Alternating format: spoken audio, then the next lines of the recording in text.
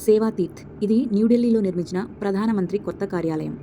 ప్రధానమంత్రి కార్యాలయం, cabinet secretariat మరియు జాతీయ భద్రతా మండలిని ఒకే చోట కలుపుతుంది.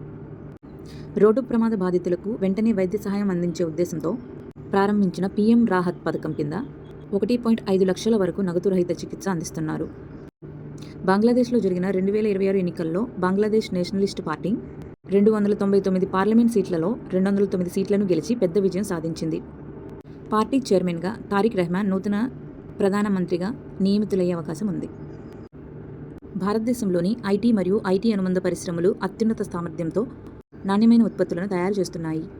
టెక్నాలజీ స్టార్టప్లకు అనుకూల వాతావరణం కలిగిన భారత్ సుమారు 35,000 సంస్థలతో ప్రపంచంలో 3వ స్థానంలో ఉంది. వన్ వరల్డ్ వన్ ఫ్యామిలీ మిషన్ను స్థాపించిన వ్యక్తి సద్గురు శ్రీ మధుసూదన సాయి. భూగోళంలోని భూగర్భ జలాలు 70% నెమ్మదిగా తగ్గిపోతుందని ఐరాస నివేదిక పేర్కొంది. 2030 కల్లా భారతదేశం తీవ్రమైన నీటి సంక్షోభాన్ని ఎదుర్కోవచ్చని, 40% భారతీయులకు స్వచ్ఛమైన తాగునీరు అందకపోవచ్చని నీతి ఆయోగ్ హెచ్చరించింది. చేనేత కార్మికులకు నెలకు 200 యూనిట్ల ఉచిత విద్యుత్, పవర్లూమ్ యూనిట్కు నెలకు 500 యూనిట్ల ఉచిత విద్యుత్ లభిస్తుంది.